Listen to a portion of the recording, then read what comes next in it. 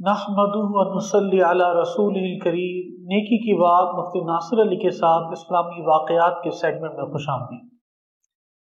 ناظرین کرام، ایک مسلمان کا عقیدہ یہ ہے اس کائنات کا نظام چلانے والا تنے تنہا ایک اللہ ہے، اور یہ جتنا بھی نظام چل رہا ہے، چاہے سورج کے نکلنے کا ہو، چاہے چاند کا ہو، دریاؤں کا ہو، حتیٰ کہ ایک درخت سے ایک پھل کے نکلنے تک تمام چیزوں کا کرنے والا، چلانے والا تنے تنہا ایک اللہ ہے۔ لیکن اس دنیا میں بہت سے لوگ آپ کو ایسے بھی ملیں گے کہ جو اللہ کی ذات کا ہی انکار کرتے ہیں اور یہ کہتے ہیں اللہ کو مانتے ہی نہیں ہیں۔ ان کا کہنا یہ ہے کہ دنیا کا نظام خود سے چل رہا ہے۔ ناظرین کرام، آج ہم آپ کو ایک ایسا واقعہ بتائیں گے کہ جس کے ذریعے سے دنیا کے اوپر یہ بات واضح ہو جائے گی کہ اس دنیا کے نظام کا چلانے والا اللہ ہی ہے، یہ دنیا کا نظام خود بخود نہیں چل رہا۔ آج سے صدیوں پہلے سیدنا امام اعظم ابو حنیفہ رحمۃ اللہ کے دور میں کوفہ میں ایک ایسا شخص آیا کہ جو دہریہ کہلاتا تھا، یعنی وہ خدا کی ذات کا قائل ہی نہیں تھا اور اللہ کے وجود کو مانتا ہی نہیں تھا۔ وہ یہ کہتا تھا کہ کوئی شخص بھی مجھ سے آ کے اس بات پہ مناظرہ کر لے کہ اس دنیا کو بنانے والا کوئی بھی نہیں ہے، میں دلیل سے اس کو ہرا سکتا ہوں۔ ناظرین کرام، جب یہ واقعہ امام اعظم ابو حنیفہ رحمۃ اللہ علیہ نے سنا تو امام صاحب نے کہا کہ میں آپ کو اس مناظرے کے لیے جواب دینے کے لیے تیار ہوں، آپ ایسا کیجئے کہ ایک بہت بڑے میدان کے اندر لوگوں کو جمع کیجئے اور وہاں ہم مقابلہ کریں گے اور بحث کریں گے۔ ناظرین کرام، وقت طے ہو گیا، لوگ وقت مقررہ پر جمع ہو گئے اور دہریہ بھی وہاں موجود تھا۔ اس زمانے کے جو خلیفۃ المسلمین تھے وہ بھی وہاں موجود تھے۔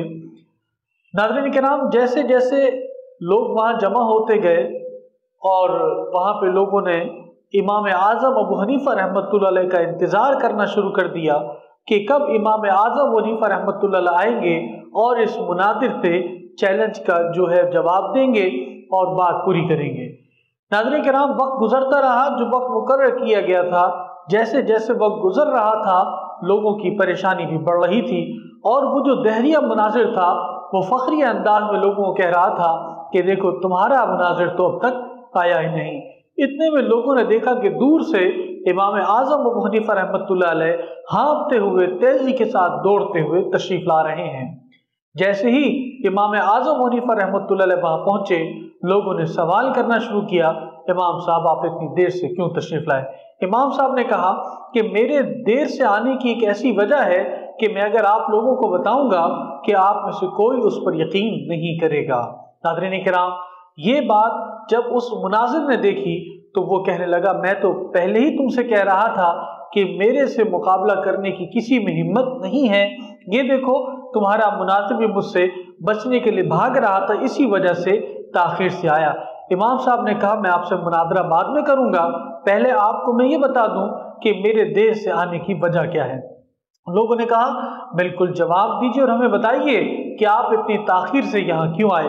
امام صاحب نے فرمایا کہ جیسے ہی میں اپنے گھر سے باہر نکلا تو میں کشتی کو ڈھونڈ رہا تھا، کشتی کے ذریعے سوار ہو کے میں دریا کو پار کر کے آپ لوگوں تک پہنچوں، لیکن میں نے وہاں دیکھا کہ وہاں مجھے لانے کے لیے کوئی کشتی بھی موجود نہیں تھی۔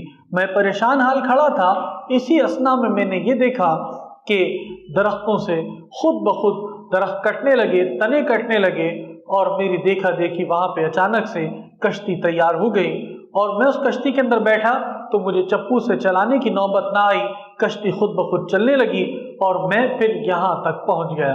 یہ بات سن کے وہ مناظر بڑے زور زور سے کہہ کے لگانے لگا اور یہ کہنے لگا کہ میں نے تو پہلے ہی کہا تھا کہ تم نے جس شخص کو میرے سے مناظرے کی دعوت دی ہے وہ یقیناً ایک بیوقوف آدمی ہے۔ یہ بتاؤ کہ بھلا ایسا کبھی کسی نے سنا ہے کہ کوئی درخت خود بخود کٹ جائے اور خود بخود بنا کسی کے بنائے کشتی بن جائے اور بنا کسی کے چلائے وہ کشتی چلنے لگے؟ امام اعظم ابو حنیفہ رحمۃ اللہ فرمایا کہ بس ہمارا مناظرہ یہی ختم ہوتا ہے کہ اے ظالم، تو جو یہ کہہ رہا تھا کہ یہ دنیا بغیر کسی کے بنائے بن گئی ہے، تو یہ بھی نہیں مانتا کہ ایک کشتی بغیر کسی کے بنائے بن سکتی ہے، تو اتنا بڑا دنیا کا نظام یہ بغیر کسی کے بنائے کیسے بن گیا؟ اس کو بغیر کسی کے چلائے یہ خود کیسے چل رہا ہے؟ سورج کیسے روز مشرق سے نکلتا ہے مغرب میں غروب ہوتا ہے؟ ناظرین کرام یاد رکھیے، اس کائنات کو بنانے والا ہر لمحہ اس کائنات کے ہر راز سے واقف ہے اور اس دنیا کے انسانوں کو دیکھ رہا ہے۔ اللہ تعالی ہمیں اپنے ذات پہ یقین کامل نصیب فرمائے۔ وآخر دعوانا ان الحمد للہ رب العالمین۔